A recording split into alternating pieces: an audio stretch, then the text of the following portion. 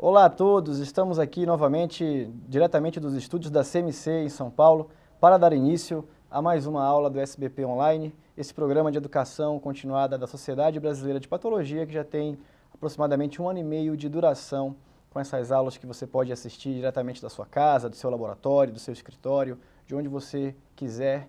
E gostaria de lembrar que essas aulas ficam disponíveis na área do associado da SBP, e também ficam disponíveis no canal da SBP no YouTube, então acesse o YouTube no canal da SBP, se inscreva no canal, visualize nossos vídeos, deixe seu joinha lá pra gente, que dá mais força aqui para o nosso programa de educação continuada.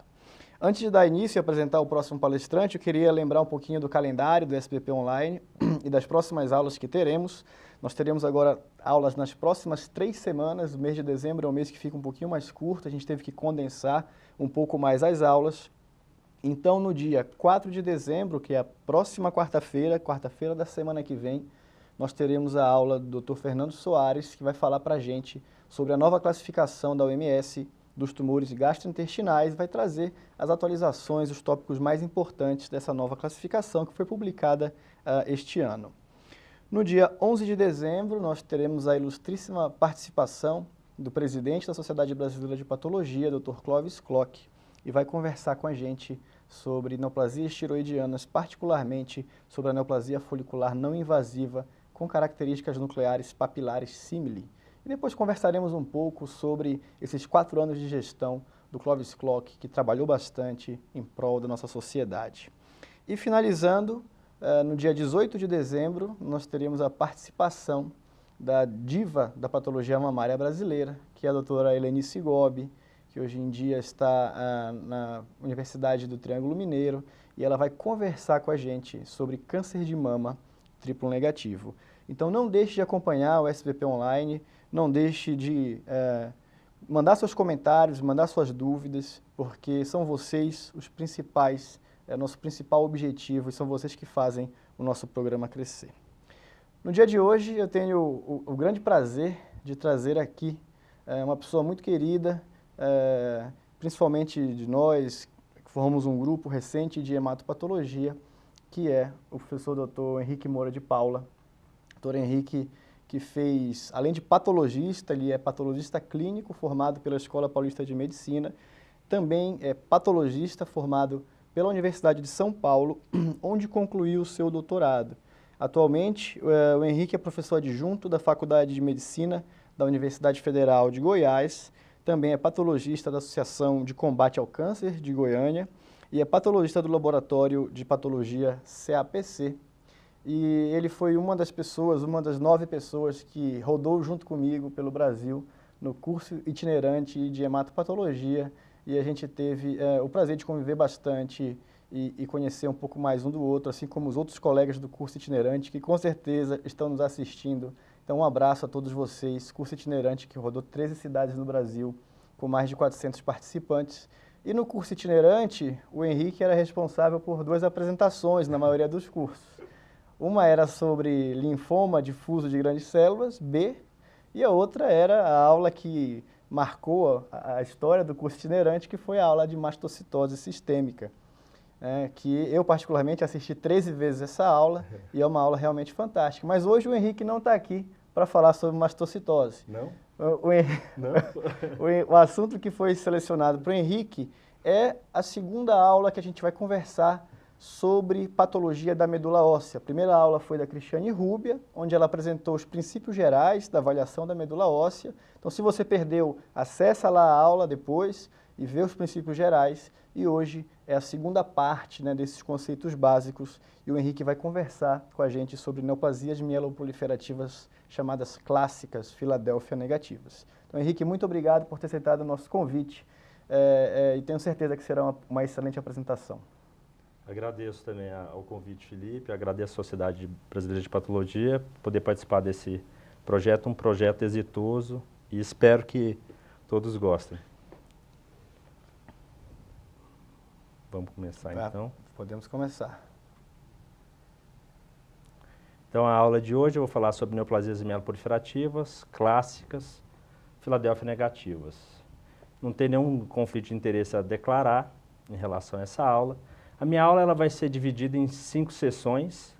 introdução, em que eu vou contextualizar as doenças, as neoplasias mieloproliferativas clássicas, a patogênese, que eu vou descrever os principais vias de oncogênese das neoplasias mieloproliferativas, os critérios diagnósticos, e falar um pouco sobre progressão das neoplasias mieloproliferativas clássicas e as considerações finais, que eu vou fazer o resumo de toda a aula. Vamos começar com a introdução. Lembrar que as neoplasias mieloproliferativas, elas são doenças de células tronco hematopoéticas e são doenças clonais. Geralmente elas são caracterizadas por mutações que ocorrem nas células tronco e elas são caracterizadas por proliferação de uma ou mais linhagens mieloides. Ela acomete principalmente adultos, com pico de incidência entre a 5ª e a 7ª década de vida, com incidência anual combinada de 6 casos por 100 mil habitantes. Na OMS, reconhecem-se hoje 7 categorias diferentes de neoplasias mieloproliferativas. Aqui a mastocitose foi excluída das neoplasias mieloproliferativas, sendo que a polissemia vera, a mielofibrose primária e a trombocitemia essencial representam classicamente as neoplasias mieloproliferativas. Vou começar com a pergunta. Então, qual é a afirmativa correta sobre as neoplasias mieloproliferativas crônicas clássicas Filadélfia negativas? O item A apresenta um risco aumentado para o desenvolvimento de eventos trombóticos. Item B apresenta um quadro clínico muito característico, que permite o diagnóstico diferencial entre elas. Item C apresenta um risco semelhante de progressão para mielofibrose para a fase acelerada / transformação blástica. E item D representam neoplasias indolentes e com bom prognóstico.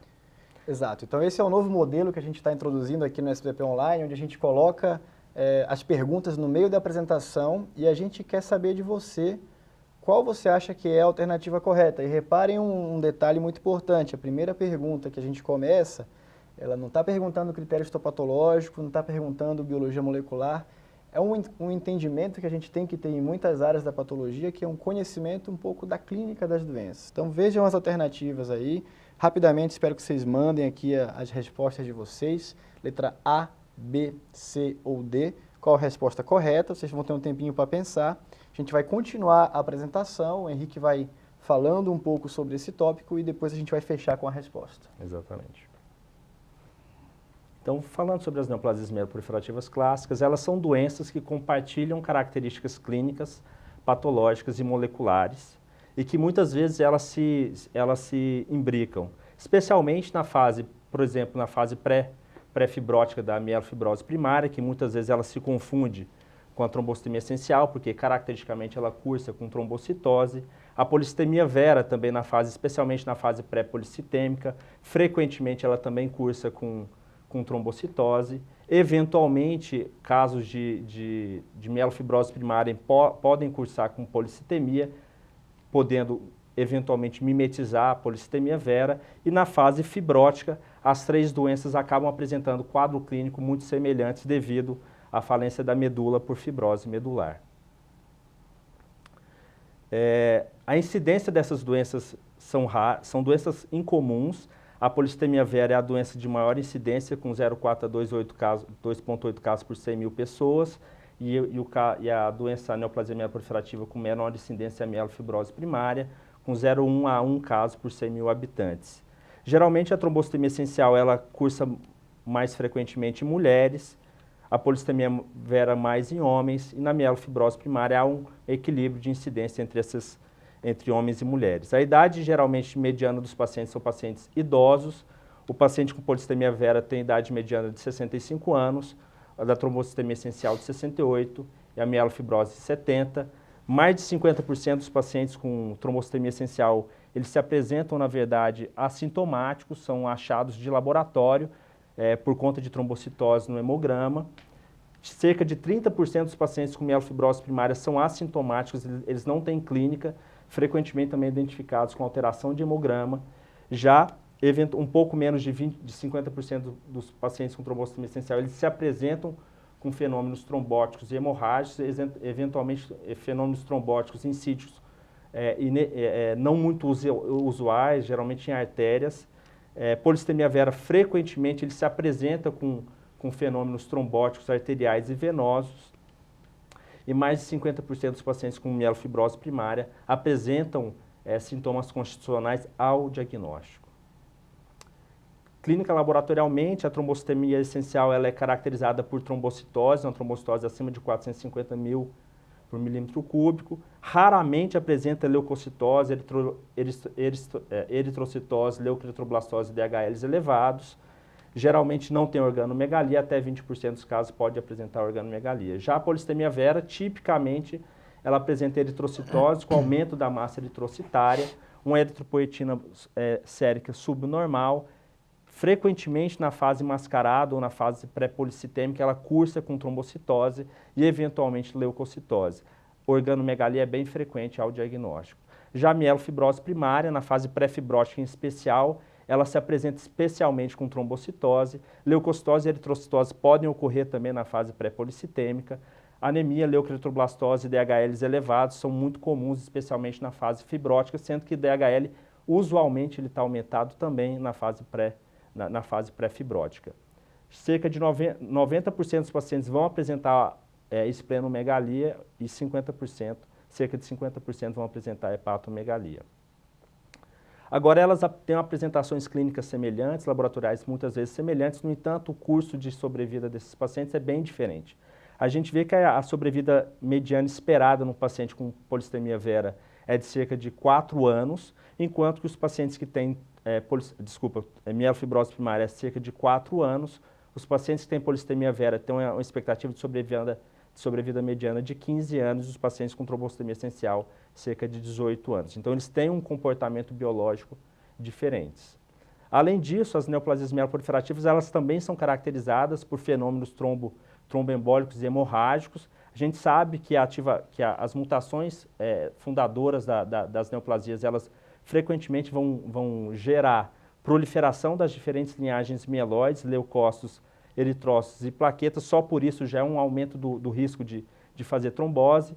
Em especial, as células são ativadas, induzindo inflamação, disfunção endotelial, gerando trombose em sítios incomuns. Apesar de todas as formas apresentarem risco aumentado para fazer fenômenos tromboembólicos hemorrágicos, a polissemia vera é aquela que tem maior risco. Então, 25% dos pacientes apresentam trombose antes e ao diagnóstico, e quase 1/4 vão apresentar trombose após o diagnóstico.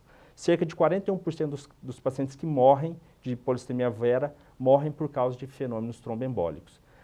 A neoplasia mieloproliferativa, depois que tem mais eventos trombóticos, é a trombocitemia essencial, com cerca de 21% de pacientes com trombose antes do diagnóstico e 21% apresentando trombose após o diagnóstico. A mielofibrose primária, ela tem um risco menor de apresentar casos tromboembólicos, no entanto, é significativo, até 16% dos pacientes apresentam fenômenos trombóticos antes do diagnóstico, até 10% após o diagnóstico. Na curva, a gente consegue ver claramente que a polissemia vera, com a curva de sobrevida livre de trombose, pior quando a gente compara com a trombocitemia essencial e com a mielofibrose primária. Além disso, as neoplasias mieloproliferativas, elas também compartilham o risco de progressão para mielofibrose e para transformação blástica e fase acelerada. No entanto, o risco de progressão para essas fases também é diferente. A trombocitemia essencial, sem dúvida, é a doença mais indolente. Ela tem um risco para evoluir para mielofibrose em 10 anos de 0,8% a 4,9% dos casos, em 15 anos de 4% a 11%. Para evolução para progressão leucêmica, apenas até 3% dos pacientes fazem crise leucêmica em 10 anos, 5,3% dos pacientes fazem crise leucêmica após 15 anos. Diferente da mielofibrose primária, em que você tem 10 a 20% dos pacientes fazendo crise leucêmica nos primeiros 10 anos, e a fibrose é quase uma condição sine qua non, ele faz parte, é intrínseco da progressão e evolução dessa doença. A polissemia vera teria um risco intermediário entre essas duas entidades. Então, a gente vê aqui, comparando curva sobrevida livre de fibrose, a trombocitemia essencial tendo risco menor quando comparado com a polissemia vera. Na curva, obviamente, não tem mielofibrose primária, porque, eventualmente, todos os pacientes, se viverem um tempo suficiente, vão acabar progredindo para fibrose medular. No entanto, quando a gente compara o risco de progressão para crise leucêmica, é bem diferente. Então, a mielofibrose primária, além de fazer mais crise leucêmica, ela acontece antes quando a gente compara com a polissemia vera e quando compara com a trombostemia essencial. Então, a resposta da nossa pergunta, então, todas as neoplasias mieloproliferativas, elas apresentam risco aumentado para o desenvolvimento de eventos trombóticos. Acho que a gente respondeu as perguntas durante a nossa sessão. Agora vamos falar um pouco sobre a patogênese. A pergunta: os mecanismos de oncogênese são desconhecidos na maioria dos casos, item A. Item B, o tipo de mutação condutora, a driver mutation, não é relevante no prognóstico dos pacientes. O tipo de mutação condutora não é relevante no fenótipo dos pacientes e apresenta a ativação constitutiva da via de sinalização GEC-STAT.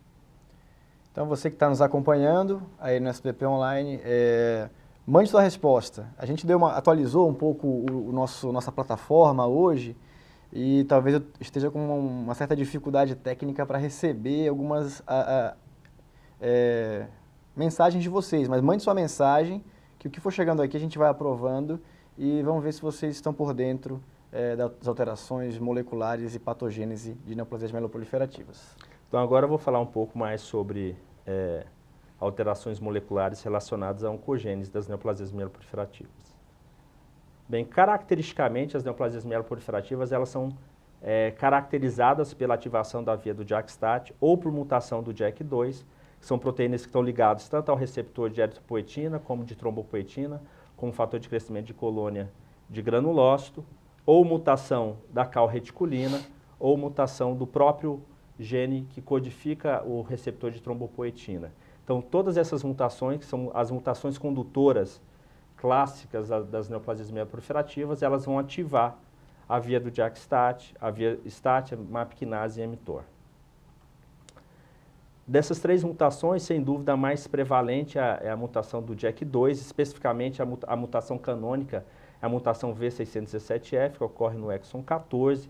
Ela está presente em cerca de 97% dos pacientes com polissemia vera. Aqueles pacientes com polissemia vera que não têm mutação, essa mutação canônica, acabam apresentando a mutação no exon 12. Então, virtualmente, todos os pacientes com polissemia vera vão apresentar a mutação do JAK2, ou a mutação canônica, ou as mutações no exon 12. Cerca de 1 a 2% dos pacientes com polissemia vera eventualmente vão ser negativas para a mutação do JAK2. 60% dos pacientes com trombostemia essencial e mielofibrose primária também apresentam exatamente a mesma mutação típica da polissemia vera, que é a V617F. O outro gene que frequentemente está mutado, especialmente na mielofibrose e na trombostemia essencial, é a calreticulina, que corresponde a cerca de 30% das mutações na mielofibrose primária, 25% da calreticulina, e mutação do gene do receptor de trombopoetina, MPL, de 5 a 10% dos pacientes com mielofibrose primária, 3 a 5% dos pacientes com trombostemia essencial. Aqueles pacientes com trombostemia essencial ou mielofibrose primária que não apresentam nenhuma dessas três mutações, nós os chamamos de casos triplo negativos. Vocês vão ver que, na verdade, são triplo negativos para as mutações condutores e não necessariamente eles não apresentam mutações. Falar um pouquinho sobre a mutação mais típica, que é a mutação do JAK2. O JAK2 é uma proteína da família Janus-quinase. Ele age como uma tirosinoquinase cognata aos receptores de eritropoetina, trombopoetina e do fator de crescimento relacionado a granulócito. Ela é uma proteína que apresenta um domínio quinase, que faz o efeito da proteína, e tem também que é o JH1, e tem um domínio pseudoquinase, que tem um grande efeito de inibir a atividade quinase da proteína. Fisiologicamente, o domínio JH2 bloqueia a atividade de JH1. Quando a trombopoetina se liga ao receptor de trombopoetina, a eritropoetina, ou fator de crescimento de células granulocíticas, ele dimeriza e fosforila, dimeriza o receptor, fosforila a JAK2, e a JAK2 desencadeia o sinal as vias de sinalização, ativando MAP-kinase, via de mTOR e a via STAT2, induzindo proliferação tanto de megacariócitos, como de eritrócitos, como de granulócitos.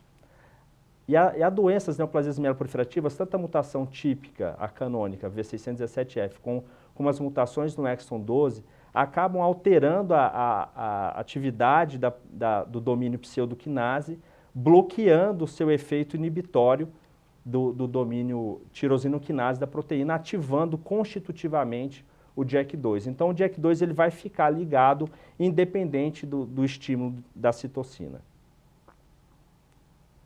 Além de ser importante na patogênese da doença, a mutação JAK2, V617F, ela é importante no fenótipo da doença.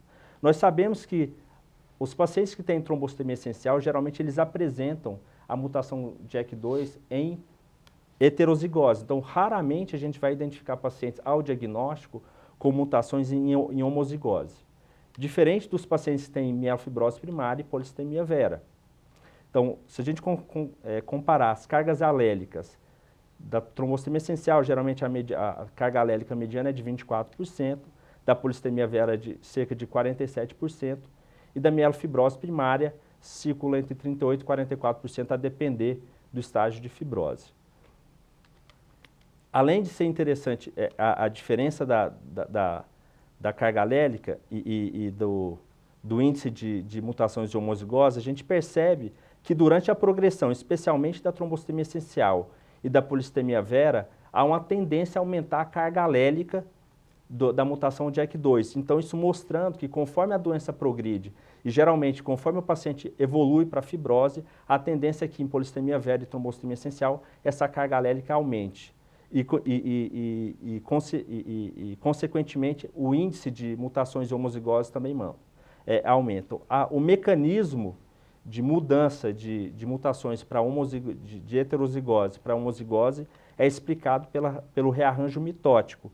Então, você tem uma célula-tronco sofrendo mitose e existe o rearranjo, gerando uma célula-filha com a mutação V617F em homozigose e uma célula-filha com JAK2 selvagem.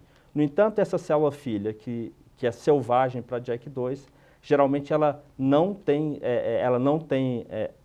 proliferação e apenas o clone, apenas as células-filhas que estão em homozigose. Outra mutação importante nas neoplasias mieloproliferativas é a mutação da calreticulina. A calreticulina é uma proteína chaperona presente no retículo endoplasmático, que é importante no controle de qualidade das proteínas codificadas no retículo endotelial, no retículo endoplasmático, e ele faz o controle de qualidade da conformação estrutural proteica. Além disso, a calreticulina ela é importante na homeostase de cálcio, especialmente no retículo endoplasmático. Ela é uma proteína que tem um domínio aminoglicano, que geralmente é o domínio que se liga à proteína que ela está fazendo o controle de qualidade estrutural, tem um domínio prolina e tem um domínio carboxil.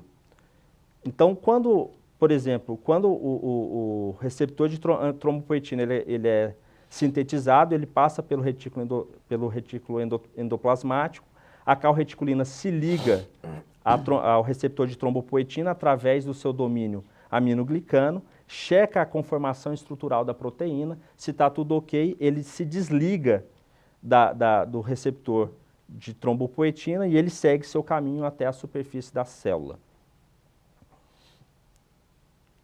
Quando há mutação, existem dois tipos de mutação da calreticulina.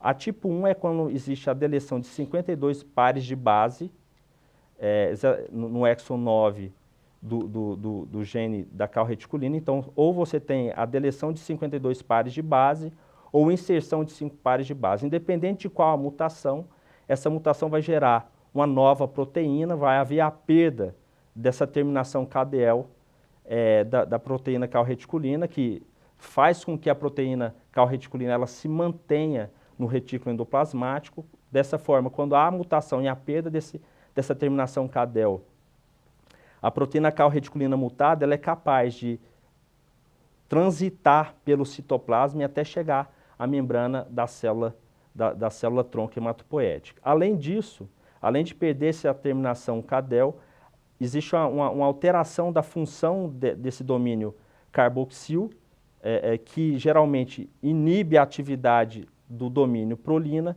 que por sua vez ele é responsável por fazer o desligamento da calreticulina da trombopoetina que acabou de ser sintetizada. Então, quando você tem essa mutação, você vai fazer com que a proteína mutada, a calreticulina, se ligue de forma estável à trombopoetina que acabou de ser sintetizada e ela não vai ser desligada. Ao mesmo tempo, essa proteína calreticulina mutada, ela transita pelo citoplasma e chega também à superfície da célula, se ligando à trombopoetina que eventualmente já havia sido sintetizada e estivesse na superfície da célula. E também há a mudança na carga dessa terminação carboxil, que normalmente ela é positiva, ela se torna negativa, e a mudança dessa carga elétrica da terminação carboxil faz com que ele ative constitutivamente o receptor de trombopoetina. Essa é uma mutação que ela age principalmente no receptor, ou quase que exclusivamente no receptor de trombopoetina, menos fortemente no receptor de fator de crescimento de granulócitos, de colônias de granulócitos.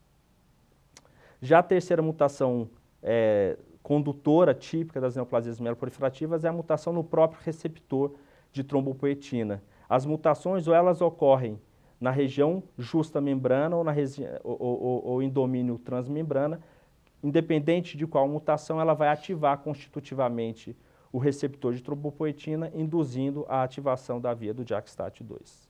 A via do JAK-STAT e as outras vias, MAP-kinase e mTOR, mas especialmente em megacariócitos, induzindo principalmente a proliferação de megacariócitos.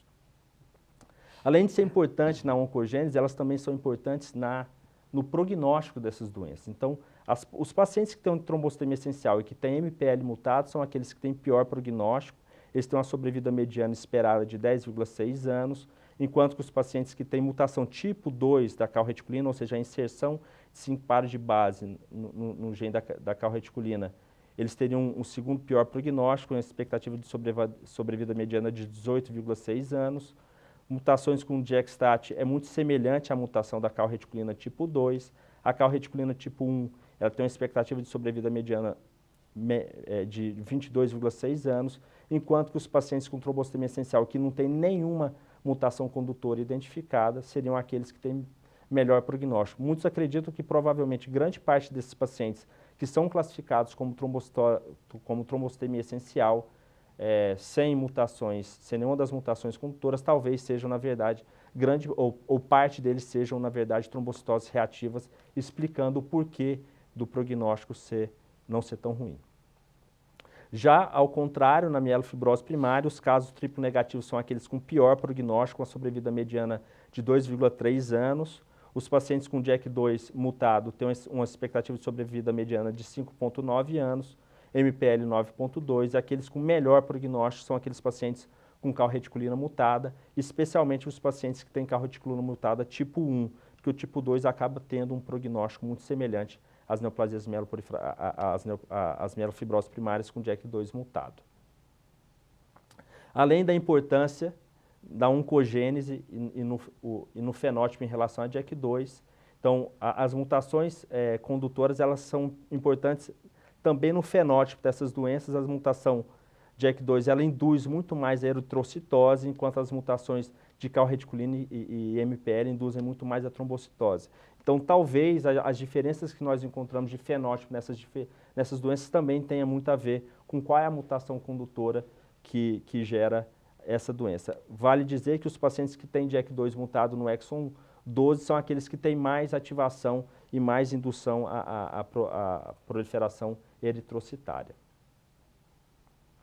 Então, a nossa resposta é a D. Então, elas apresentam a ativação constitutiva da via de sinalização JAK-STAT. Agora vamos falar um pouco sobre os critérios diagnósticos. Vamos. Agora é a parte que o patologista mais gosta. Então, qual é a afirmativa correta sobre critérios diagnósticos? A investigação molecular das prováveis mutações condutoras é dispensável para o diagnóstico. A apresentação clínica laboratorial é irrelevante para a definição diagnóstica.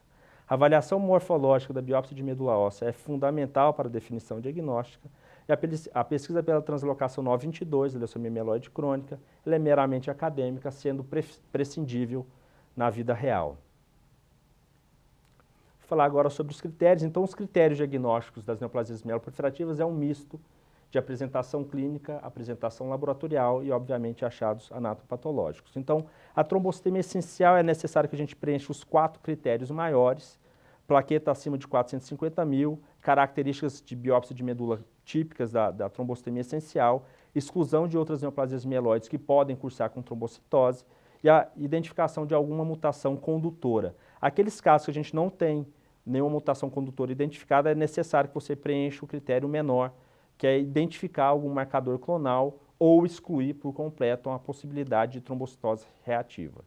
Já a polissemia vera, ela tem o critério, 3 critérios maiores. O primeiro critério é hematimétrico, então hemoglobina 16,5 em homens, acima de 16,5 em homens, ou hematócrito acima de 49 em homens, mulheres acima de 16 de hemoglobina, 48 de hematócrito, ou elevação de massa eritrocitária, coisa que poucos lugares do mundo são feitas. As características são típicas da biópsia de medula óssea, presença de mutação do JAK2. Para fazer diagnóstico de polissemia vera, a gente tem que ter os 3 critérios maiores. Caso a gente não tenha mutação do JAK2, nem a V617F, nem a mutações no exon 12, você tem que identificar pelo menos eritropoetina sérica subnormal. O subnormal é difícil. O que é subnormal? Ele não fala que é abaixo do nível inferior de normalidade. Então, qualquer valor próximo do índice inferior de normalidade pode ser interpretado como subnormal.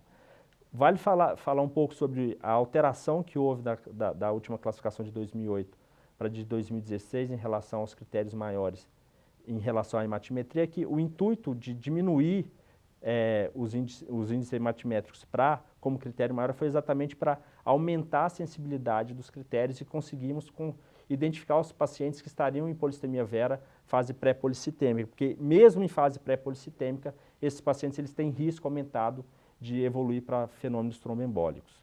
Já agora, falando sobre critérios diagnósticos para mielofibrose primária pré-fibrótica, aqueles que têm fibrose, no máximo uma fibrose leve na medula óssea. Então, tem os critérios típicos de biópsia de medula, obviamente excluir outra neoplasia mieloide que possa cursar com fibrose, e a presença de alguma mutação condutora típica ou presença de outro marcador clonal mostrando que essas alterações são clonais, ou exclusão de fibrose medular reativa. Para o diagnóstico de mielofibrose primária, eu preciso de 3 critérios maiores, então eu preciso dos 3 critérios maiores e um critério menor. Dos critérios menores, anemia não atribuída a outra comorbidade, leucocitose, esplenomegalia e DHL elevados. Nem sempre a gente tem todas as informações quando a gente está avaliando a medula óssea. É importante que a gente vá atrás para poder corroborar o nosso diagnóstico. Então, mostrando de novo aquele nosso gráfico, então, clínica e molecularmente essas doenças muitas vezes elas se misturam e o papel da biópsia de medula é exatamente separar essas doenças. E ela é importante e o patologista não pode se furtar dessa obrigação. Então, eu vou falar um pouco sobre critérios de avaliação de megacariócito, alguns termos que eu acho importante a gente deixar bem claros. Então, quando a gente fala de núcleos Staghorn, núcleos hiperlobulados em chifre de alce, geralmente são megacariócitos grandes, hiperlobulados, com bastante citoplasma. Geralmente essas lobulações são mais de 6 lobulações e elas são lobuladas. Os núcleos cloud-like ou bulbosos são aqueles núcleos lobulados, cromatina muitas vezes vesiculosa e com pouco citoplasma. Núcleos nus são núcleos hipercromáticos, de tamanhos diversos e sem citoplasma. Praticamente a gente não vê citoplasma. Núcleos dismórficos, então megacariócitos dismórficos, são aqueles que têm os núcleos irregulares, cromatina bem grosseira. Isso é muito típico da mielofibrose primária. Hiperlobulação, então são megacariócitos com mais de 6 lobulações. Hipolobulação são megacariócitos com citoplasma maduro, volumoso, com menos de 4 lobulações nucleares. É importante a definição de critério do que é um agregado denso. Aqui está 4, mas na verdade hoje a gente reconhece como 3, são 3 megacariócitos que se fundem, que a gente não encontra nenhuma célula hematopoética entre eles. Agregados frouxos são quando 3 ou mais megacariócitos estão próximos entre si, mas existe tecido hematopoético entre eles. Esses são alguns exemplos de um núcleo dismórfico, hipercromático, irregular, núcleo Staghorn hiperlobulado, citoplasma bem volumoso, o núcleo bulboso, cloud-like, né? Isso aqui é um tipo de agregado frouxo, isso aqui seria um agregado compacto. Então, a biópsia de medula óssea da trombocitemia essencial, então, isso que era uma paciente de 67 anos, a primeira coisa que nos chama a atenção é a celularidade.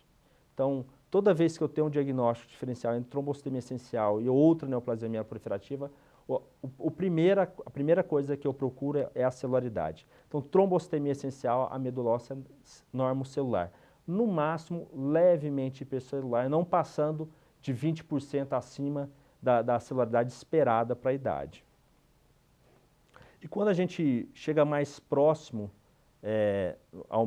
do aumento da medula óssea, o que a gente identifica é uma proliferação quase que exclusiva da linhagem megacariocítica. Frequentemente a gente encontra megacariócitos de tamanhos normais, mas frequentemente nós encontramos esses megacariócitos bem volumosos, com bastante citoplasma e várias lobulações. E o interessante é que quando a gente avalia as características nucleares dos megacariócitos, em regra são megacariócitos com a cromatina muito delicada. A gente não vê megacariócitos com cromatina muito grosseira. Eventualmente formando agregados frouxos, não é comum que eles façam agregados compactos, geralmente eles fazem agregados frouxos. Então aqui são alguns exemplos de megacariócitos hiperlobulados, com bastante citoplasma, meio Staghorn. Então a gente não identifica variabilidade de tamanho de megacariócitos, apenas megacariócitos geralmente grandes, hiperlobulados, e as outras linhagens eritrocitária e granulocítica aparentemente sem muito efeito da doença. Então aqui um megacariócito hiperlobulado. Então, geralmente o que me chama a atenção na trombocitemia essencial é celularidade normal e se você não for para o maior aumento, você acaba perdendo a presença dessa hiperplasia dos megacariócitos, esses megacariócitos bem grandes. Tipicamente, ela não apresenta fibrose na medula óssea, então isso aqui é um vaso mostrando o controle interno, geralmente ela é MF0, a gente pode até ter uma fibrose reticulínica leve ao diagnóstico, mas é sempre importante, se você tem fibrose na medula de um paciente, você está fazendo o diagnóstico de trombocitemia essencial, reveja seus critérios, tenha certeza que é trombocitemia essencial, que na maioria das vezes a gente está à frente a outra neoplasia mieloproliferativa e não a trombocitemia essencial. E a gente já viu que esse diagnóstico diferencial é importante do ponto de vista prognóstico e também muitas vezes do ponto de vista terapêutico. Eu trouxe aqui só para vocês verem, porque eu vou falar sobre progressão, para vocês verem como normalmente eu identifico a célula CD34 na medula óssea num paciente com trombocitemia essencial inicial. A gente raramente encontra células CD34 positivas na medula óssea. Um diagnóstico diferencial importante da trombocitemia essencial é com a policitemia vera, especialmente na fase pré-policitêmica ou mascarada, porque frequentemente a policitemia vera, neste momento, ela é caracterizada por trombocitose, e muitas vezes o paciente ele é assintomático. E a biópsia de medula ela tem um papel importante para separar essas duas entidades. A primeira coisa que muda é a celularidade. Então, enquanto na trombocitemia essencial eu tenho uma medula óssea normocelular, na policitemia vera eu tenho uma medula óssea hipercelular. E essa medula óssea na policitemia vera ela é hipercelular às custas de panmielose. Então a gente tem critérios bem claros para separar entre policitemia vera e trombocitemia essencial. Então a hipercelularidade talvez seja um dos marcadores mais importantes e a panmielose também é um dos achados mais importantes para fazer esse diagnóstico diferencial. E lembrar também que sempre a trombocitemia essencial, a gente deve fazer diagnóstico diferencial com causas reacionais, porque medicações, inflamação, infecção, outras malignidades, eventualmente podem gerar trombocitose. Não necessariamente seria uma causa neoplásica. Tem um paper no New England falando exatamente sobre isso. A maioria dos casos com trombocitose acima de 1,5 milhão, na verdade, são casos de trombocitose reacionais e não são neoplásicas. Então, a polissemia vera, ela tipicamente, então, isso aqui era uma paciente de 58 anos, com poliglobulia, sem organomegalia e JAK2 mutado. Ela tinha uma medula óssea bem cheia, então hipercelular para a idade. Às custas de panmielose, então, nesse aumento a gente já percebe o aumento significativo da linhagem megacariocítica. A gente consegue perceber alguns ninhos de sede vermelha, chegando mais próximo, então, é muito perceptível, então, um aumento da celularidade na medula óssea. Então, só isso já me ajuda a separar a trombostemia essencial, por exemplo, da polissemia vera. E aí, quando eu vou para o maior aumento, eu consigo perceber claramente a presença do aumento da série eritrocitária em relação aos megacariócitos. Os megacariócitos eles tendem a ter uma variabilidade maior de tamanho. Isso é outra diferença que a gente faz com trombostemia essencial. Geralmente a trombostemia essencial é megacariócito de tamanho normal a grande, muitas vezes células gigantes. A polissemia vera frequentemente tem megacariócitos grandes, hiperlobulados, mas a gente acaba encontrando alguns megacariócitos menores. Então isso ajuda também no diagnóstico diferencial com polissemia vera. Então aqui é uma área de hiperplasia dos megacariócitos. A gente vê megacariócitos eles tendendo a ficar grandes, mas tem alguns megacariócitos menores. Frequentemente eles têm essa cromatina é mais delicada. A cromatina não é tão grosseira quanto a gente vai ver, por exemplo, na mielofibrose primária. E a gente consegue perceber claramente a quantidade de série vermelha nesse fundo. Então a gente tem esses ninhos de série vermelha, um pouco de série vermelha um pouco mais imatura. Então a gente tem um desvio à esquerda da linhagem eritrocitária também. Então a gente consegue ver nesse campo vários ninhos de série vermelha e muitas vezes essa série vermelha um pouco mais jovem. Aqui também, ó, uma área de hiperplasia de série vermelha marcante, e aqui do lado os megacariócitos tendendo a hiperlobulados, mas com variabilidade de tamanho. Eventualmente eu uso o GIMSA, na verdade eu uso o GIMSA na rotina, nem sempre o GIMSA é muito legal, porque depende de quem está curando para mim, mas eu acho interessante fazer o GIMSA, porque ele ressalta a linhagem eritrocitária, a gente vê esse halo mais claro em volta das séries eritrocitárias, ele me dá uma certa segurança para identificar a linhagem eritrocitária. Eventualmente também a granulação na linhagem granulocítica. Aqui a reticulina, então geralmente a polissemia vera ao diagnóstico não tem fibrose, mas ela pode ter fibrose MF1 ao diagnóstico em geral. E aqui, só para ressaltar a quantidade de série vermelha que a gente acaba encontrando. É uma panmielose, não é só série vermelha hiperplasiada, então, mas a gente consegue ver um aumento significativo da linhagem vermelha, inclusive com algumas formas maiores, né, um pouco de desvio à esquerda da linhagem eritrocitária. E as células CD34, então as células precursoras, a gente vê na fase diagnóstica ainda a gente consegue encontrar raras células CD34 dispersas pelo estroma da medula óssea. Existe uma diferença sutil entre as polissemias veras associadas a JAK2 V617F com a mutação no exon 12, porque geralmente a mutação do exon 12 ela ativa principalmente o receptor de trombopoetina, então a medula óssea desses tipos de polissemia vera elas são caracterizadas, na verdade, por um aumento muito mais significativo da linhagem vermelha, então a gente tem muito mais ninhos de linhagem vermelha, e os megacariócitos eles tendem a ser mais hipolobulados e bulbosos.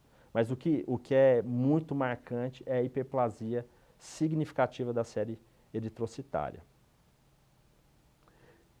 É importante dizer que aqueles pacientes que têm os índices anteriores para diagnóstico de polissemia vera, ou seja, se ele tem homens com hemoglobina acima de 18,5 ou hematócrito acima de 55,5, mulheres com hemoglobina acima de 16,5 ou hematócrito acima de 49,5 e JAK2 mutado, você já pode fazer o diagnóstico de polissemia vera, você não precisa da biópsia de medula, você pode prescindir da biópsia de medula óssea para o diagnóstico de polissemia vera. No entanto, é importante dizer que, além de ter importância no diagnóstico, do diagnóstico diferencial entre as mieloproliferativas, a biópsia ela também nos traz um marcador de prognóstico, que é a presença de fibrose. Então a gente vê que os pacientes que têm polissemia vera e que têm fibrose ao diagnóstico, geralmente eles têm um pior prognóstico em relação àqueles que não têm fibrose ao diagnóstico. Então, se não é pelo diagnóstico, talvez seja importante fazer a biópsia ao diagnóstico para, pelo menos, estratificar esse paciente para o risco de progressão para fibrose e leucemia. Para fazer um diagnóstico diferencial importante, então, da polissemia vera seria com a mielofibrose primária pré-fibrótica. E o que a gente pode utilizar para auxiliar nesse diagnóstico diferencial é especialmente a morfologia do megacariócito. Vocês vão ver que a celularidade ela não é possível, porque as duas neoplasias elas são caracterizadas por hiperplasia da medula óssea, então a medula óssea é cheia nas duas situações. O que difere é que na polissemia vera você tem panmielose, você vai ter aumento da série eritrocítica, granulocítica e megacariocítica, enquanto na mielofibrose primária você vai ter exclusivamente da série granulocítica e megacariocítica. Agora, a morfologia dos megacariócitos vai nos ajudar. A gente vê os megacariócitos com defeitos maturativos, presença de núcleo nu, núcleos bulbosos, dismórficos, eles são muito mais comuns na mielofibrose primária, enquanto que hiperlobulação é muito mais comum na polissemia vera. E, sem dúvida, a presença de proliferação eritrocitária afasta a possibilidade de mielofibrose primária. Então, esse é um exemplo de paciente com mielofibrose primária pré-fibrótica, era um homem de 66 anos, ele se apresentou com leucocitose, desvio à esquerda, apresentava uma trombocitose, BCRBL1 negativo e JAK2 selvagem. Então, a gente vê na biópsia de medula óssea para um paciente de 66 anos, a medula óssea está praticamente tomada. E quando a gente avalia a hiperplasia da medula óssea, é predominante pela linhagem megacariocítica, que é o que mais nos chama a atenção já à distância. A gente vê vários megacariócitos com núcleos hipercromáticos irregulares, e vocês vão ver também a custas da linhagem granulocítica. A linhagem granulocítica, geralmente, ela sofre maturação, são granulócitos maduros. Aqui, então, o aumento da linhagem megacariocítica, megacariócitos dismórficos e granulócitos. Chegando mais próximo, a gente consegue ver eles tendendo a se agregar e os núcleos tendendo a ser hipolobulares. Eles podem ser eventualmente hiperlobulares, mas a tendência na mielofibrose primária é que os núcleos dos megacariócitos eles sejam mais hipolobulares, mais irregulares, a cromatina muito mais grosseira. A gente teve o prazer de assistir uma aula de um médico do Canadá, e ele falava o seguinte: para diferenciar o megacariócito da mielofibrose primária das outras neoplasias mieloproliferativas é a vontade de abraçar. Então, geralmente, os megacariócitos da polissemia vera, da trombocitostomia essencial, são megacariócitos quase que normais, cromatina delicada, eles são fofinhos. Já os megacariócitos da mielofibrose primária são megacariócitos feios. Você não tem dúvida que eles são neoplásicos, eles têm cromatina grosseira, núcleos irregulares.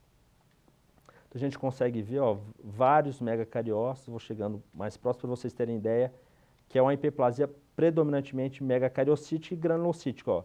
Esse é um núcleo hipercromático, irregular, olha, bem dismórfico, agregados compactos de megacariócitos, cromatina grosseira, eventualmente a gente encontra em peripolese, mas núcleo bem hipercromático e irregular, agregados de megacariócitos, que a gente tem mais de 4 megacariócitos fundidos, fazendo quase que um sincício.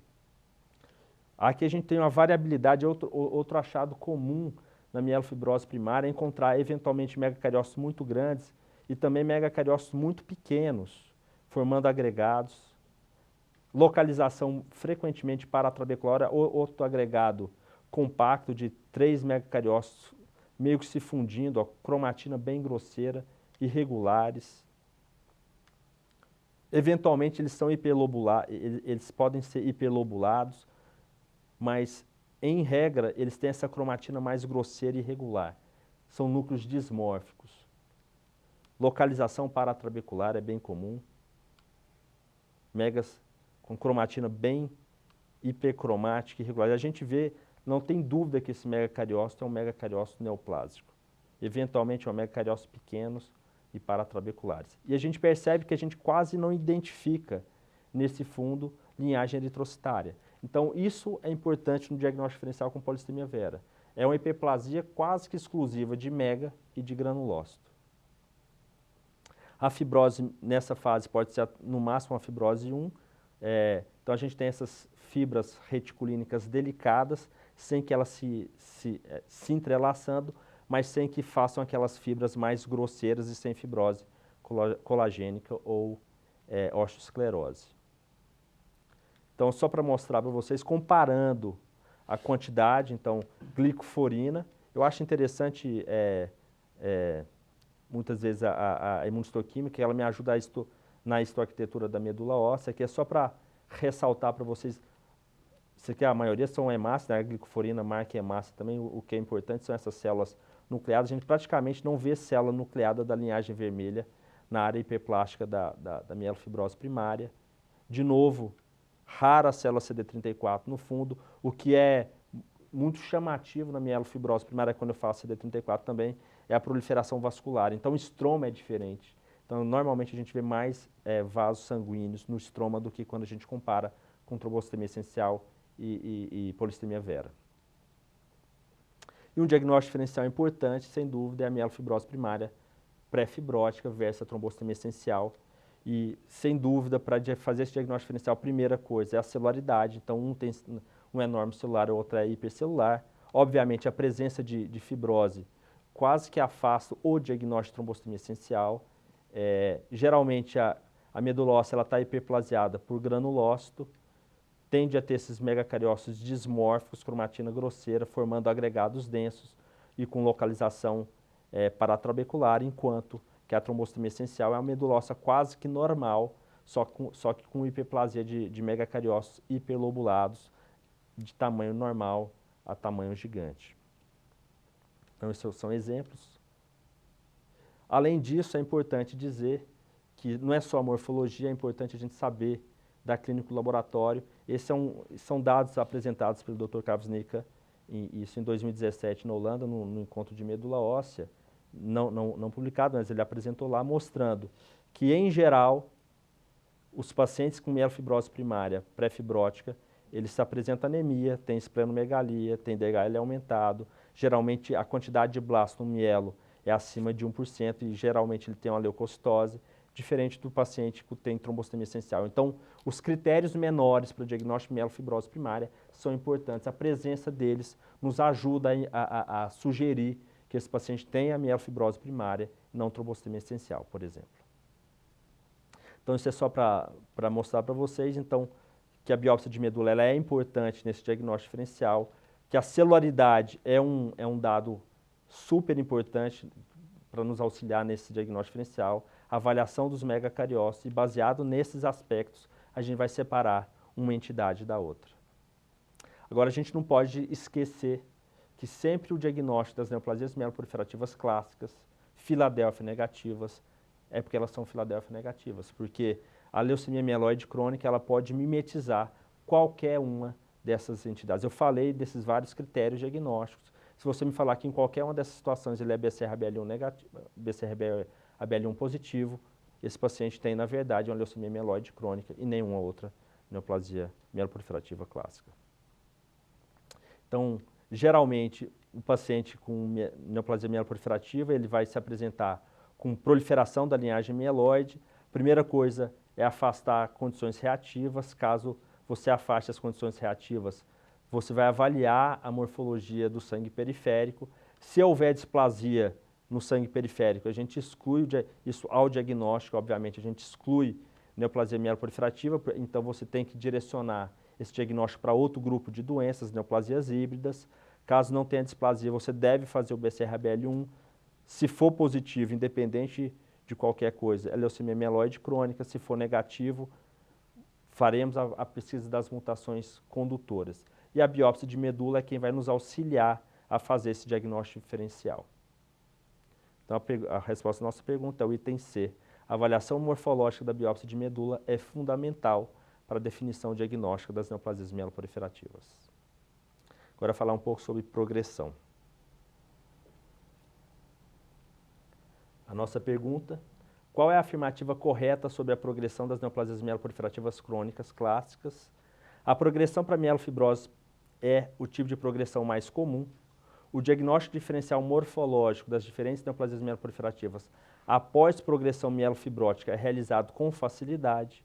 O prognóstico da progressão leucêmica é semelhante aos das leucemias mieloides agudas De novo, apenas a avaliação da fibrose medular e contagem de blastos no sangue periférico e ou medula óssea devem ser utilizados para definir progressão nas neoplasias mieloproliferativas.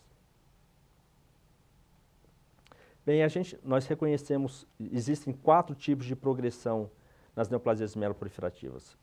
A mais comum, a progressão mielofibrótica.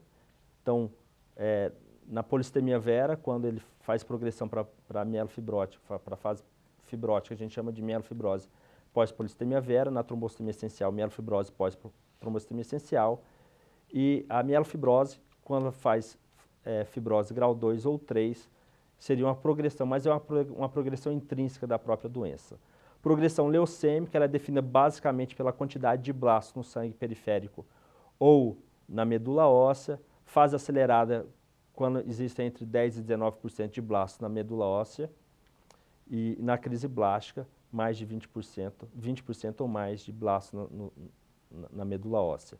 Existem aqueles pacientes que fazem uma progressão tipo SMD e tem aqueles pacientes que fazem progressão tipo SMD, tipo doença híbrida, né? Síndrome mielodysplásica e neoplasia mieloproliferativa. A gente vai falar um pouco sobre elas. É importante dizer que as mutações condutoras das neoplasias mieloproliferativas, elas são importantes no surgimento da doença, mas existem várias outras mutações e outros genes que são importantes tanto como iniciadoras do processo neoplásico, como especialmente na progressão das neoplasias mieloproliferativas. Então, geralmente, as mutações condutoras fazem com que haja o surgimento das neoplasias mieloproliferativas. Muitas vezes elas corroboram com a progressão, mas frequentemente são mutações em outros genes que vão conferir uma maior agressividade e progressão dessas neoplasias. As mutações somáticas e tipos de progressão. A progressão fibrótica, geralmente, ela está associada a mutações canônicas do JAK2, a V617F, frequentemente mutações de homozigose, mutações do ACXL1, IDH2, RUNX1, KIT, 7BP1, são preditores de mielofibrose. Essa é uma mutação rara do SRSF2 e que vai favorecer progressão para mielofibrose, e a perda do DNM3A induz a progressão de mielofibrose, enquanto que a progressão leucêmica, a mutação do P53 talvez seja um dos eventos genômicos mais importantes para a progressão para leucemia. Existem outros genes importantes, especialmente splicing, né, genes de splicing que ajudam na progressão leucêmica dessas neoplasias.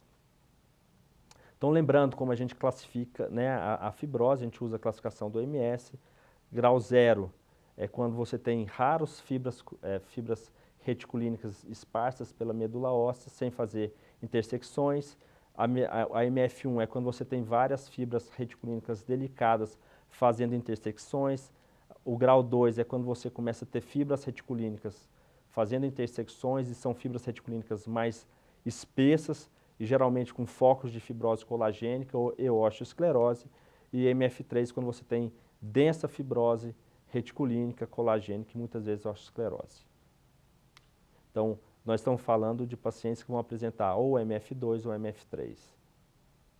E fibrose, a OMS recomenda essa classificação de graduação de fibrose colagênica. Então, grau 1 é quando você não tem fibrose colagênica na medula, você vai ter só o controle interno, que é o colágeno perivascular. Grau 1, quando você tem uma fibrose colagênica peritrabecular ou intertrabecular focal. Quando você começa a ter uma fibrose colagênica mais densa, mais difusa, paratrabecular, você chama de grau 2. E quando você tem uma fibrose colagênica bem marcante, seria uma fibrose colagênica difusa do espaço intertrabecular, grau 3. Então, os pacientes que estão na fase fibrótica teriam grau 1, 2 ou 3 de fibrose colagênica. E osteoesclerose. Então, trabéculas ósseas sem osteoesclerose, pacientes com focos de neoformação óssea, ossos com traves ósseas espessadas e com algumas interconexões, grau 2, e grau 3 com extensiva interconexão de traves ósseas espessadas, seria a osteoesclerose grau 3. Então, os nossos pacientes nessa fase de mielofibrose, teriam grau 1, 2 ou 3, eventualmente, de osteosclerose. Então, quais são os critérios para diagnóstico de mielofibrose pós-trombostomia essencial, mielofibrose pós-polistemia vera? Primeiro, é definir claramente a história prévia de trombostomia essencial e polistemia vera nos pacientes. E depois identificar na biópsia de medula fibrose colagênica, fibrose reticulínica moderada acentuada, fibrose colagênica e osteosclerose. Então, para o diagnóstico eu preciso de mielofibrose pós-trombostomia essencial, necessariamente eu tenho que ter os 3 critérios maiores e 2 ou mais critérios menores, que seriam anemia e diminuição de 2 gramas por decilitro da hemoglobina basal, leucoeritroblastose, esplenomegalia recente ou aumento da esplenomegalia que o paciente eventualmente apresente de base, elevação do DHL e presença de sintoma constitucional, que seriam sintomas B, emagrecimento, sudorese e febre. Em relação à mielofibrose, também a gente tem que ter 2 critérios maiores, história prévia, biópsia com fibrose significativa, e 2 critérios menores, também anemia ou perda da necessidade de flebotomia ou de citorredução pela eritrocitose, leucoeritroblastose, esplenomegalia recente ou aumento aumento do tamanho do baço basal e presença de sintomas constitucionais. E já a fase fibrótica da mielofibrose, então tem as características típicas da biópsia de medula que a gente mostrou, o que muda é o grau de fibrose medular, e nos critérios menores, o que se acrescenta é a presença de leucoeritroblastose. Então, para esse diagnóstico, eu preciso dos 3 maiores e pelo menos um critério menor. Então, esse é um paciente com 64 anos, anemia, esplenomegalia, sudorese, BCR-ABL negativo e mutação de JAK2. Então, a gente vê medula óssea hipercelular para a idade. A gente vê claramente vários megacariócitos dismórficos, tendendo a formar agregados densos, agregados grandes agregados de megacariócitos, núcleos bem dismórficos, hipercromáticos, formando agregados densos, extensos. É importante dizer que agregado compacto de megacariócito, talvez seja o achado mais específico da mielofibrose primária, mas ele não é exclusivo. Agora, quando você encontra agregados compactos de megacariócitos com 5 ou mais megacariócitos, é quase que patognomônico, se é que isso existe, para mielofibrose primária. Então, esse aqui é uma área da medula, a gente consegue perceber áreas de ectasia vascular por retração estromal. Então, quando a gente vê uma medula óssea e já vê os capilares retraídos, ectasiados, você já pode inferir que essa medula óssea tem uma fibrose mais marcante, que está repuxando o vaso. E não é só isso, a gente consegue perceber dentro do vaso megacariócitos bem grandes, caracterizando a hematopoiese intravascular. Quando a gente tem hematopoiese intravascular, a gente pode quase que jurar por Deus que esse paciente tem esplenomegalia devido à hematopoiese extramedular. Então, mais áreas da medula com hematopoiese intravascular. E a fibrose, uma fibrose com fibras mais grosseiras, caracterizando como grau 2, e áreas focais de fibrose colagênica, especialmente paratrabecular. A glicoforina, então, mostrando para vocês de novo, raros ninhos de linhagem vermelha no estroma do paciente que tem mielofibrose primária.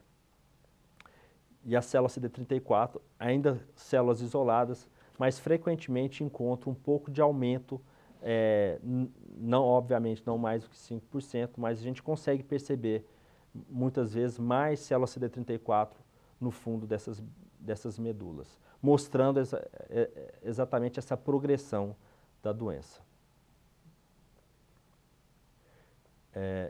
É importante dizer que o estágio de mielofibrose, especialmente na polistemia vera e na trombostomia essencial, não é exatamente um estágio homogêneo.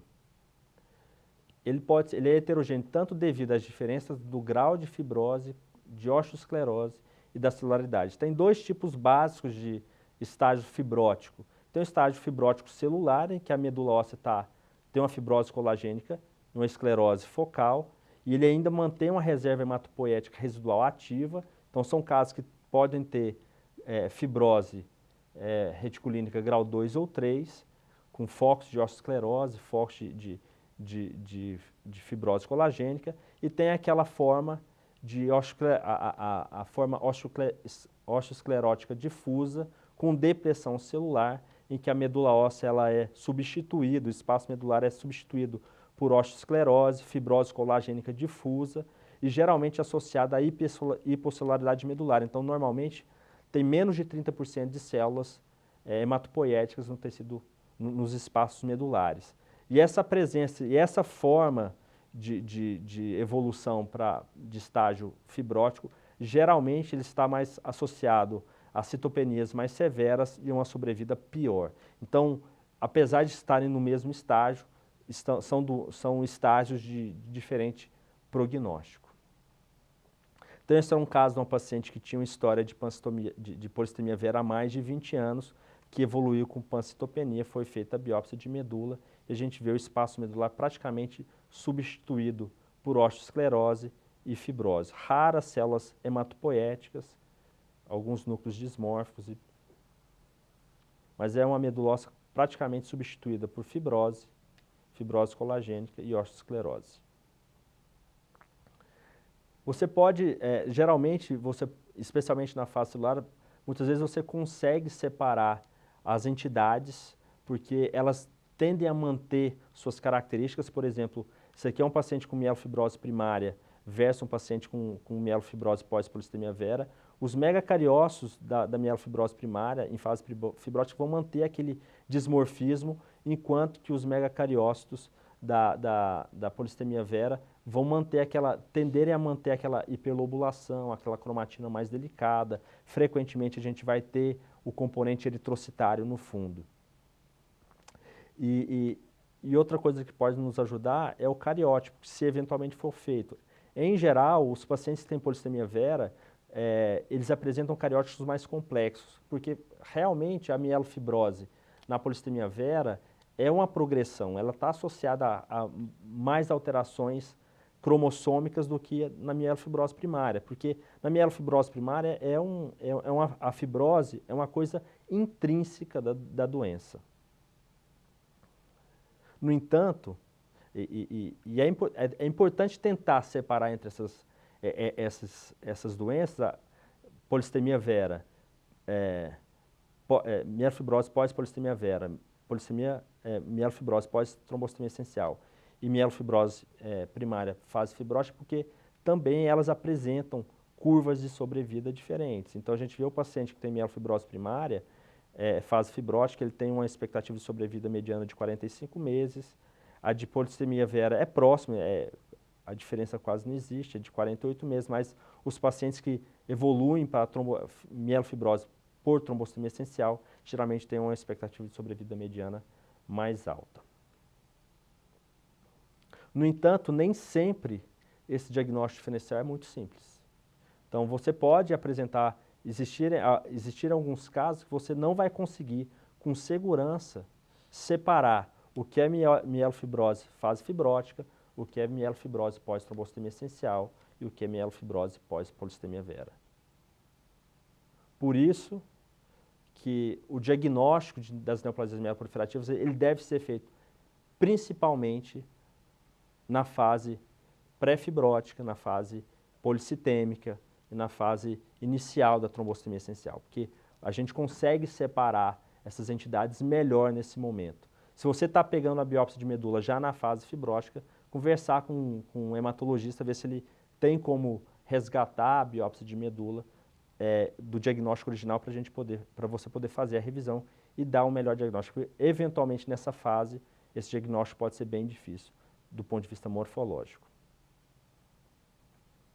Já as progressões, já a progressão leucêmica, que é definida pela contagem de blasto, ela tem uma incidência muito menor na trombostomia essencial quando comparado nos primeiros 10 anos de vida, nos primeiros 10 anos de história de doença, em relação à mielofibrose. 1% só dos pacientes com TE vão evoluir com fase leucêmica ou progressão leucêmica, 4% da polissemia vera, enquanto que na mielofibrose primária de 10% a 20%.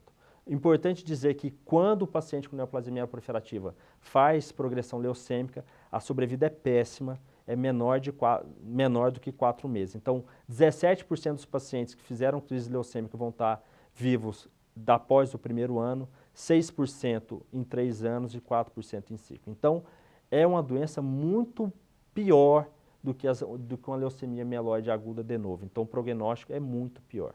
A progressão das neoplasias mieloproliferativas, ela pode fazer uma sequência linear.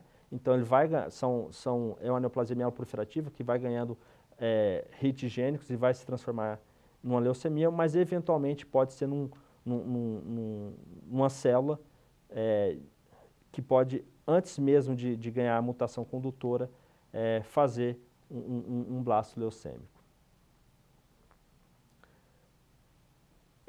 Essa progressão leucêmica, ela tem diferenças, então não é um sinônimo, a progressão leucêmica de neoplasia mieloproliferativa não é um sinônimo de leucemia mieloide aguda quando a gente compara aspectos morfológicos, moleculares e clínicos. Então, a progressão leucêmica ela tem uma prevalência muito maior da morfologia eritroblástica e megacarioblástica. O cariótipo raramente é favorável, então, normalmente, o paciente que faz progressão leucêmica na neoplasia mieloproliferativa, ele tem cariótipo complexo, tem várias alterações cromossômicas. A mutação do P53, do IDH1, são muito mais comuns quando a gente compara com as leucemias mieloides agudas de novo. As mutações no NRAS, KRAS, no NPM1, no FLT3 são muito menos frequentes e a sobrevida mediana é, sem dúvida, muito pior, geralmente menor do que 6 meses. Então, essa era uma paciente de 67 anos com história de polissemia vera há 23 anos. Atualmente vinha tratando com hidroxureia e evoluiu com pancitopenia. Essa é uma medula óssea que fica até difícil de acreditar que seja uma medula óssea de um paciente com neoplasia mieloproliferativa, mas é um paciente mieloproliferativa em uso de hidreia, que muda muito a morfologia da medula. O que a gente conseguia ver morfologicamente era uma hiperplasia marcante da linhagem eritrocitária e esses megacariócitos, que são megacariócitos típicos da polissemia vera, com variabilidade de tamanho, cromatina delicada, muitas vezes hiperlobulados. A gente conseguia perceber algumas células meio-blastoides, eu não tinha segurança de dizer se eram células da linhagem eritrocitária, mas tinha um predomínio de linhagem eritrocitária e essas células blastoides no interstício. Essa é a glicoforina, mostrando que a maior parte dessas células eram da linhagem eritrocitária. No entanto, a gente também apresentava um aumento das células CD34, formando muitas vezes agregados. Contando, então, nesse momento, acho que é importante contar, então pegar o pianinho, se for o caso, ir para o óleo e contar objetivamente 500 células para tentar dar um número, porque isso pode ser o que vai mudar a história do paciente. Então, é importante você tentar dar um número, ou o número mais próximo, ou o corte, para dizer. Então, essa aqui era um paciente que estava na fase acelerada de uma polissemia vera em tratamento. É importante dizer que isso impacta sobremaneira na sobrevida dos pacientes com neoplasias mieloproliferativas. Então, quando ele progride quando ele faz progressão leucêmica, a sobrevida mediana é de 4 meses. Os pacientes que têm como serem tratados de forma mais agressiva são aqueles que têm a sobrevida maior, 10 meses. Enquanto que aqueles pacientes que estão fora de idade, eles não têm capacidade de serem tratados intensivamente, a expectativa de sobrevida é de mais ou menos 3 meses, é bem diferente. O uso de azacitidina, que é uma medicação muito utilizada em mielodisplasia, quimioterapia intensiva e transplante alogênico são as melhores estratégias terapêuticas para esse caso. Então, é importante você dizer isso para o clínico. Então, olha, ele tem um aumento de blasto, está entre 10 e 19 ou está acima de 20, porque ele vai ter que fazer um tratamento mais agressivo para esse paciente, porque se não fizer, o prognóstico desse paciente será muito ruim. A fase acelerada é óbvio, quando a presença de 10 a 19% de blasto na medula, ele exibe uma melhor sobrevida quando comparada com aqueles que têm mais de 20%, mas é uma diferença estatística, mas é de 4,8 meses para 3,1 meses de diferença. E esse diagnóstico precoce, então o patologista ele é importante nesse momento para dizer ao clínico quantos blastos eu estou identificando nessa medula óssea, porque talvez você tratando mais agressivamente no paciente enquanto ele está clinicamente melhor, isso pode mudar sobremaneira a sobrevida desses pacientes. E falar agora um pouco sobre os tipos de progressão em comum. A incidência é desconhecida, subestimada. Então, tem aqueles pacientes que têm neoplasias mieloproliferativas que evoluem para um quadro clínico morfológico e molecular muito semelhante à mielodisplasia ou a uma doença híbrida. E essa evolução, essas progressões em comum, teriam uma evolução comparável, seria uma informação mais ou menos comparável à fase acelerada da progressão leucêmica. E a forma dessa progressão tem muito a ver com as mutações adquiridas além das mutações condutoras. As mutações condutoras, elas muitas vezes são responsáveis pelo fenótipo proliferativo da neoplasia mieloproliferativa. Conforme ele vai ganhando mutações em genes associadas à epigenética e à splicing, que são mutações muito típicas de mielodisplasia, eles começam a apresentar esse fenótipo ou misto, ou muitas vezes muito mais pendendo para a mielodisplasia do que para a mieloproliferativa.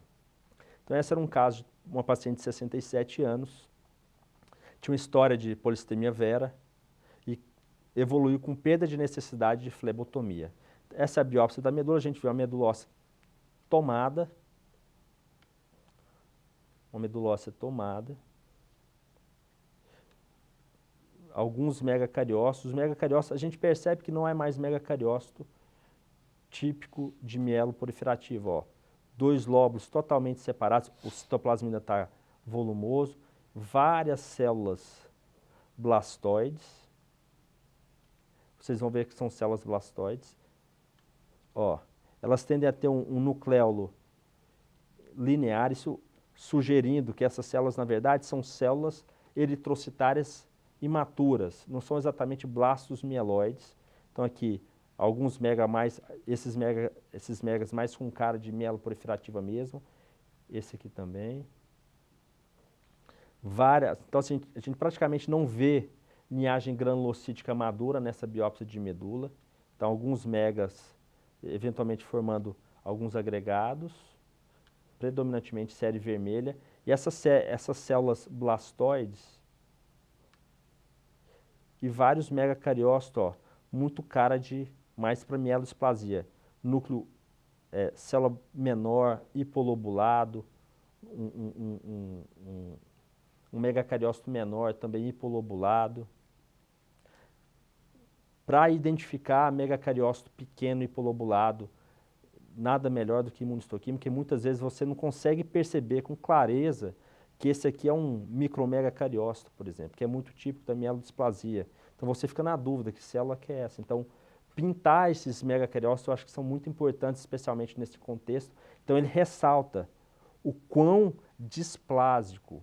Então a gente consegue perceber claramente a diferença dos megacariócitos que a gente viu até agora na polissemia vera para esse paciente que tem polissemia vera progredindo. A gente identifica vários micromegacariócitos. Então a gente vê a mudança do fenótipo do megacariócito de mieloproliferativa para mielodisplásica. Além disso, o predomínio de série eritrocitária, como a gente viu, e vários daqueles ninhos, mostrando que são células ecaderina positivas, né? Então são células jovens da linhagem eritrocítica.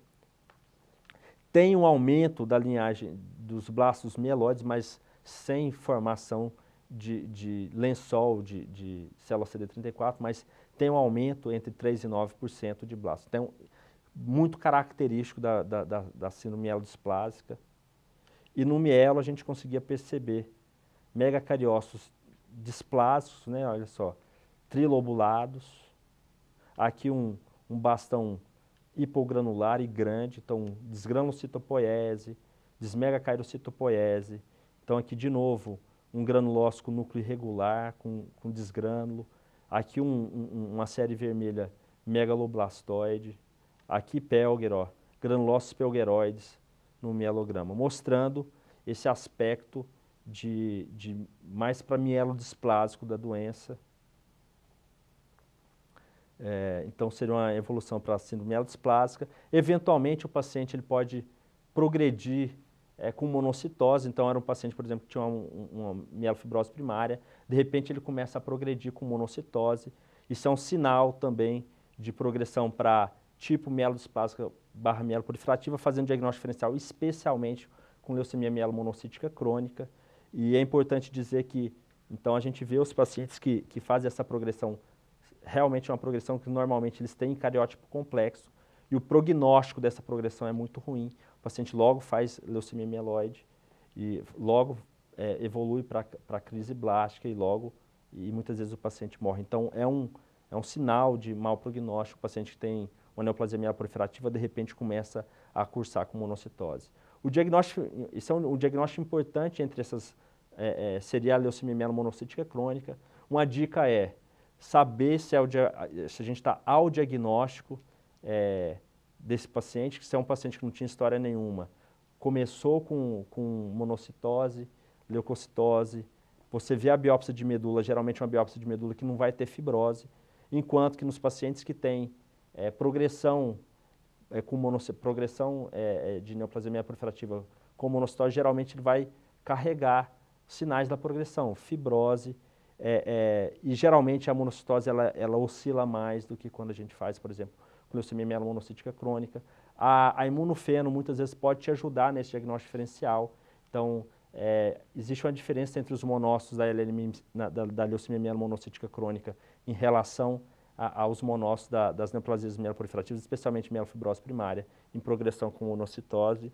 Eventualmente também, o paciente, por exemplo, ele pode cursar com neutrofilia, fazendo diagnóstico diferencial muitas vezes com leucemia mieloide crônica atípica ou leucemia neutrofílica crônica. Isso é um sinal também de prognóstico ruim, porque isso encerra muitas vezes, geralmente indica um mau prognóstico para esse paciente. Então, não necessariamente. E na biópsia de medula também existe uma mudança, por exemplo, na polissemia vera, de repente você começa a ter uma neutrofilia marcante. Então, o patologista ele vai poder dar o sinal para o clínico desses tipos de progressão incomuns. Então, chegando à nossa resposta, diagnóstico diferencial morfológico das diferentes neoplasias mieloproliferativas após progressão mielofibrótica é realizado com dificuldade.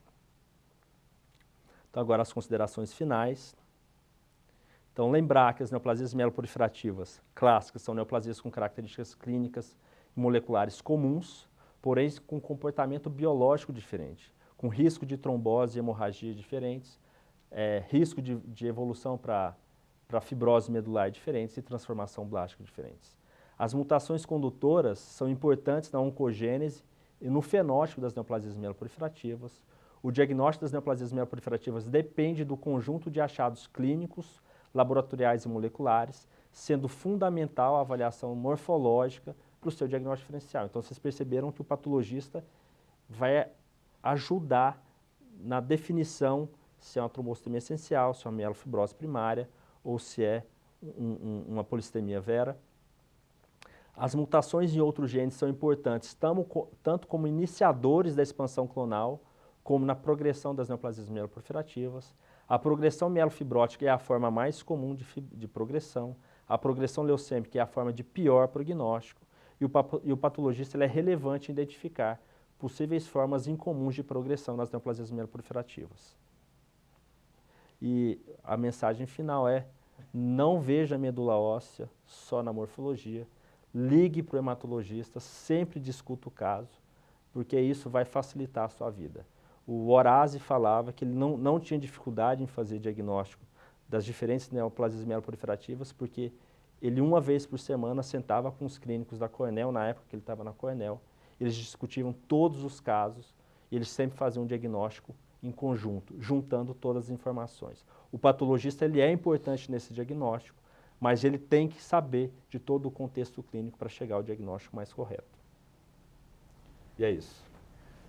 Excelente apresentação, Henrique. Acho que você conseguiu fazer um apanhado geral de duas situações muito interessantes. Primeiro, o diagnóstico inicial, das neoplasias mieloproliferativas e as formas de progressão, que inclusive foi tema do workshop de medula óssea, que a gente teve oportunidade de ir em Frankfurt esse ano, só falando de progressão, todas as formas de progressão, formas de progressão que eu nem sabia que existiam e eles mostraram lá, e é muito interessante. Então agora eu convido você, tem gente mandando mensagem, Gabriela de Paula, lá de Goiânia, não sei se você conhece, mandou ótima aula, lindos casos, a Cris também, do Rio de Janeiro, o Jerônimo mandou mensagem pra gente, o Pedro Schaffer, lá do Rio Grande do Sul, o Maico, lá de Manaus, está sempre acompanhando a gente também, a Cris Milito, lá do Rio, todo mundo mandando mensagem aqui. Agora a gente tem um tempinho para a gente conversar sobre alguns outros temas, e você está convidado a mandar sua pergunta aqui diretamente para o Henrique. A gente vai selecionar algumas das perguntas que vocês tenham, pode ser dúvida relacionada à aula. O Henrique também é um excelente hematopatologista e dermatopatologista. Se quiser mandar qualquer outra dúvida, pode mandar aqui, que a gente passa para o Henrique para a gente responder. Doutora Consuelo, que é lá de Olinda, Pernambuco, falou excelente documentação, parabéns. Então, enquanto vocês vão pensando nas perguntas aí, eu vou começar uma conversa aqui com o Henrique, que eu reparei que você tem, assim, as fotos que você tem de medula óssea a morfologia é excelente. Queria que você fizesse um comentário rápido, assim, como você faz e qual seria a recomendação para quem está disposto a trabalhar com hematopatologia, principalmente medula óssea, qual a recomendação que você faz em termos de processamento histológico desse material? Bem, em relação à biópsia de medula, eu tenho um cuidado muito grande em relação, primeiro, à descalcificação da medula.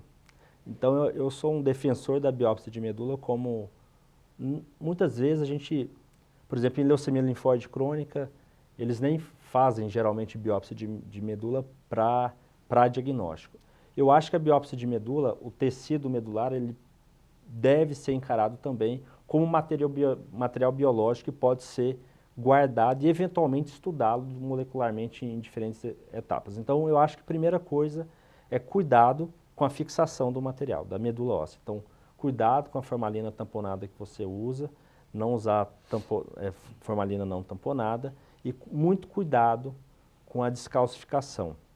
Então, se você está num centro que você consegue fazer tudo, você consegue ter material a fresco, você consegue fazer o aspirado, congelado, a biópsia de medula, nos Estados Unidos é muito frequente, eles não usam muito a biópsia de medula, o material de biópsia de medula para estudos moleculares. Mas se você não está nesse contexto, eu acho que a maioria de nós não estamos, a gente tem que encarar a biópsia de medula como reserva de material biológico. Então, é importante descalcificar essa medula com EDTA. Então, sempre tomar cuidado com EDTA. Então, fazer um EDTA tamponado, sempre preocupar com o pH do EDTA, porque esse pH é importante na hora de extração de DNA e RNA, então sempre tentar manter esse EDTA entre 7.2 e 7.4, e fazer cortes finos. Então, normalmente, eu solicito para que o meu técnico faça cortes de 2 micra na medula, porque muitas vezes eu vou para o óleo na medula óssea. Então, eu ponho o óleo, avalio pelo óleo muitas vezes para ver as nuances citológicas, e cortes mais grossos não vão lhe permitir fazer esse tipo de avaliação. E além do HE, o que é que você já pede de inicial, assim? De rotina, reticulina, então 100% das vezes reticulina, e o GIMSA. Então eu gosto muito de GIMSA, então o GIMSA é uma luta, nem sempre ele funciona, então o meu técnico tem dia que acerta, tem dia que não acerta, então é um método trabalhoso, mas eu acho que o GIMSA muitas vezes me auxilia exatamente, especialmente muitas vezes para diferenciar linhagem eritrocitária das outras linhagens, muitas vezes algumas células mais blastoides, eventualmente você consegue pegar a granulação e ver que na verdade são células granulocíticas mais jovens, então eu acho que esses são cuidados que eu acho importantes serem tomados com a biópsia de medula.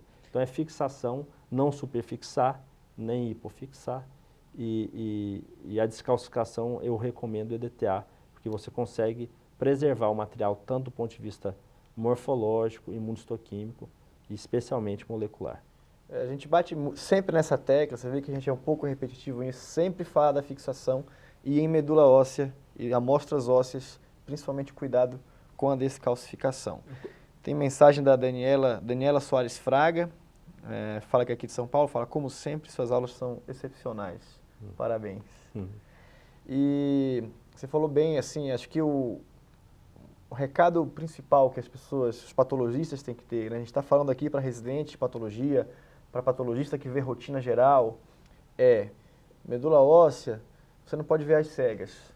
Aqueles casos que você vai separar ou vai ter alguém no seu laboratório que vai se dedicar a elas e vai ter que entrar em contato com o hematologista e tem que pressionar o grupo de hematologistas que manda para você a sempre mandar informações ou pelo menos estar disposto a enviar informações, porque quanto menos informações você tiver, mais vago vai ser o seu laudo anatopatológico e muitas vezes não vai ajudar em absolutamente nada. Se você quer fazer de fato ou tentar fazer um diagnóstico na medula óssea, você tem que buscar as informações clínicas e laboratoriais do paciente, no mínimo, se você tiver acesso, informações moleculares também. E fundamental, para essas 3 doenças que o Henrique comentou hoje, biópsia de medula óssea agora é critério maior para todas. Então a gente tem que estar muita responsabilidade para o patologista, a gente é critério maior, mas não esquecendo também que nós somos um dos critérios maiores e existem outros critérios que são clínicos e laboratoriais e que a gente tem que estar atento. Então, o Henrique falou muito bem todos os pontos-chave de cada uma das doenças. Eu acho que isso a gente tem que ter em mente. Qual é o quadro clássico da trombocitemia essencial? Eu tenho que saber.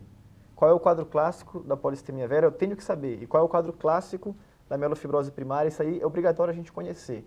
E se vem um caso que fugiu dessa morfologia, muitas vezes, o hematologista força com uma suspeita que não bate na morfologia, te dá um passo atrás, né? Pode ser uma outra doença, pode ser uma progressão, como o Henrique mostrou.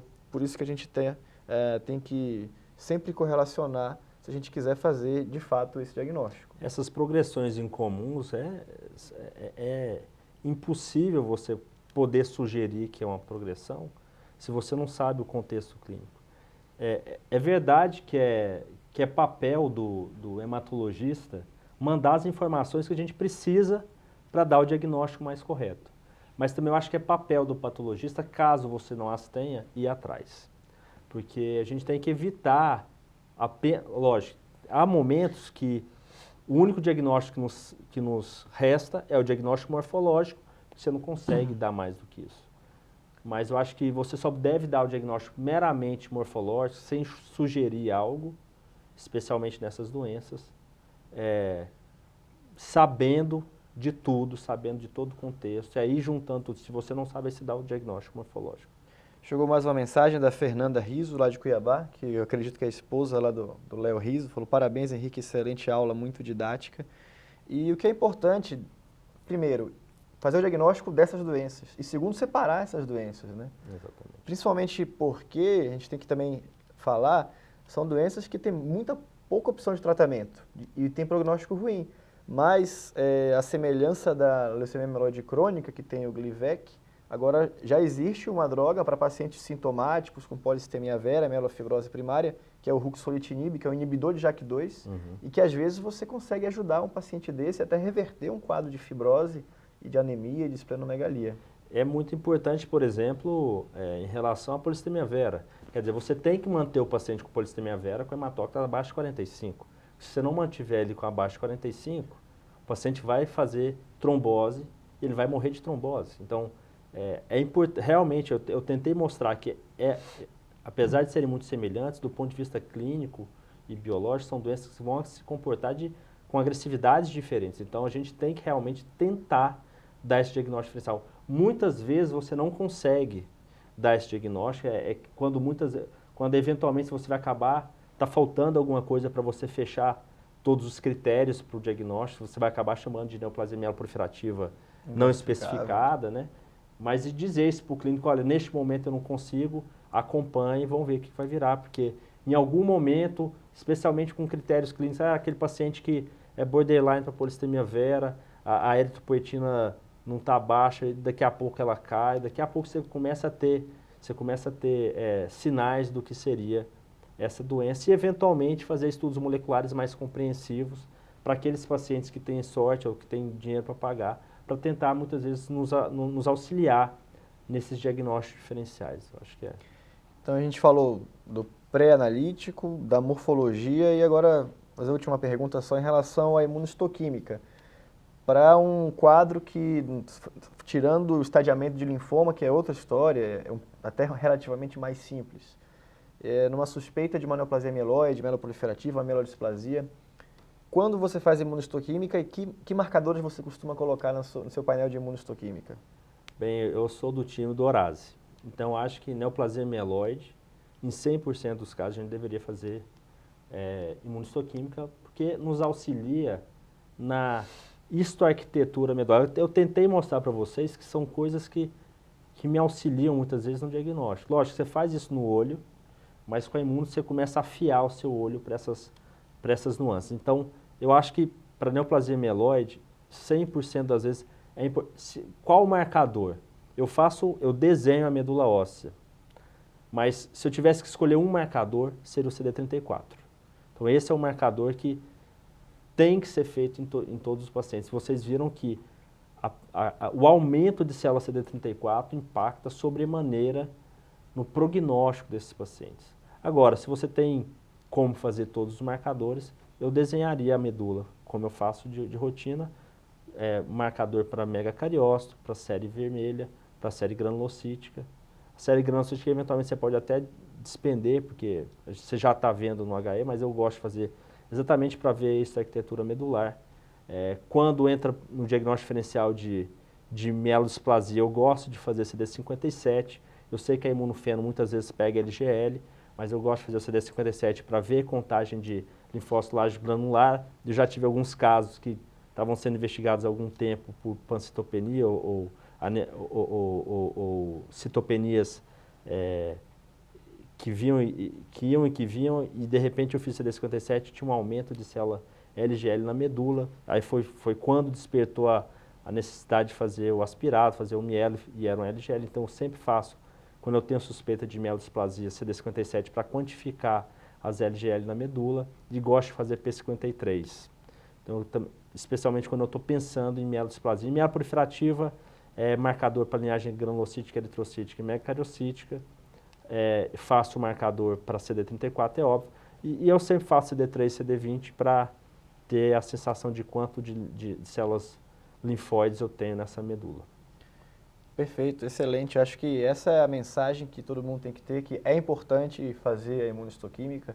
Assim como a gente pega um linfonodo e faz os marcadores, às vezes tem quase certeza na morfologia que aquilo é uma hiperplasia, mas ainda assim a gente gosta de ver a imunoarquitetura ali. Isso. Então na medula óssea acho que tem esse mesmo fundamento e acho que exatamente como o Henrique falou, sempre que quem tiver disponibilidade tem que fazer ou tem que mandar para fazer, né, porque isso agrega informações importantes para o diagnóstico também. Henrique, queria agradecer mais uma vez sua participação, obrigadão mesmo, muito bom ter você Obrigado. aqui no SBP Online, com mais essa aula fantástica sobre neoplasias mieloproliferativas. Então, não conseguiu pegar do começo, não se preocupe, semana que vem já vai estar disponível no site da SBP, também no nosso canal do YouTube. Divulgue o programa SBP Online para todo mundo que você conhece, entre lá no canal do YouTube, se inscreva, deixe lá o seu joinha. E muito obrigado pela participação e até a próxima. Não se esqueça, semana que vem, dia 4 de dezembro, Dr. Fernando Soares com atualizações da classificação da OMS dos tumores gastrointestinais. Muito obrigado e fiquem com Deus.